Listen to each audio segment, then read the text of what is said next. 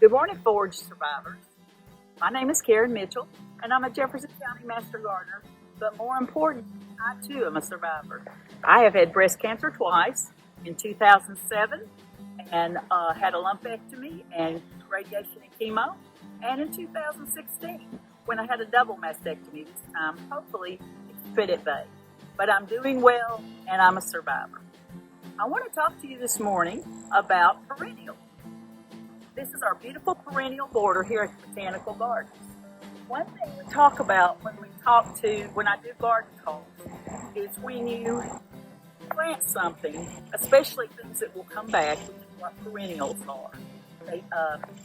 We talk about 3 seasons, if you will. The first year, they sleep. The second year, they creep. But the third year, they leap. Now, what does that mean for us as survivors? Well, here we are, going along our merry way, and we get the diagnosis. What do?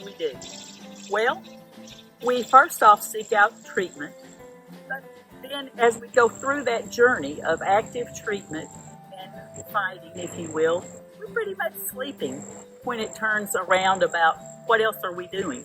We're focused on extending our roots, getting a good system, getting ourselves flushed out, if you will. That's what happens when you transplant a plant, be it a beautiful flowering plant or a shrub.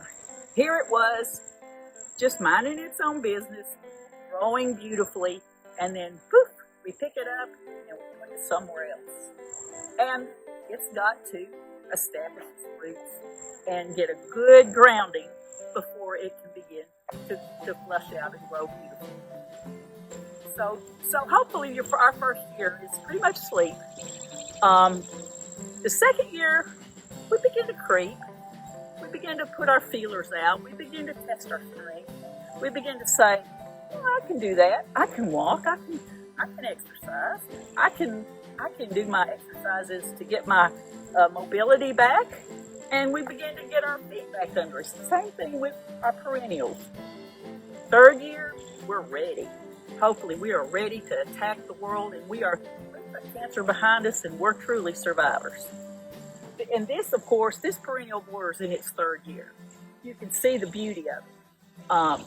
Also, perennials, they don't all grow at the same time. They don't all flesh out at the same time. They have different times that they bloom, different times that they put out new growth. So we have, these are all our fall perennials. But we have things in the springtime. We have bulbs.